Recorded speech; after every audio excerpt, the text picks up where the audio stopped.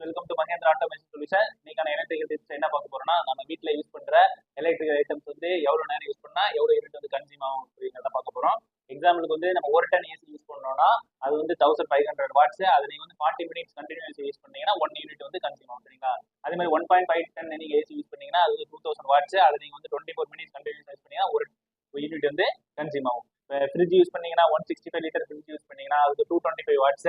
அதை நீங்க வந்து கண்டினியூஸா வந்து 2 ஹவர் 30 மினிட்ஸ் வந்து யூஸ் பண்ணீங்கன்னா உங்களுக்கு வந்து ஒரு யூனிட் வந்து கன்சியூம் ஆகும். அதே மாதிரி நீங்க வாஷிங் மிஷின் யூஸ் பண்ணீங்கன்னா 325 வாட்ஸ். அது நீங்க வந்து 3 ஹவர்ஸ் கண்டினியூஸா யூஸ் பண்ணீங்கன்னா உங்களுக்கு ஒரு யூனிட் கன்சியூம் ஆகும். டியூப்லைட் யூஸ் பண்ணீங்கன்னா 40 வாட்ஸ். அது நீங்க வந்து 25 ஹவர்ஸ் கண்டினியூஸ் யூஸ் பண்ணாதான் உங்களுக்கு வந்து ஒரு யூனிட் கன்சியூம் ஆகும். நம்ம லெவலில் 120 வாட்ஸ் டிவி யூஸ் பண்ணுவோம். அதை நீங்க வந்து 8 ஹவர் கண்டினியூஸ் யூஸ் பண்ணாதான் ஒரு யூனிட் வந்து கன்சியூம் ஆகும். இந்த மாதிரி எலக்ட்ரிக்கல் யூசேஜ் நீங்க தெரிஞ்சீங்கன்னா நம்ம வீடியோ வந்து சப்ஸ்கிரைப் பண்ணுங்க.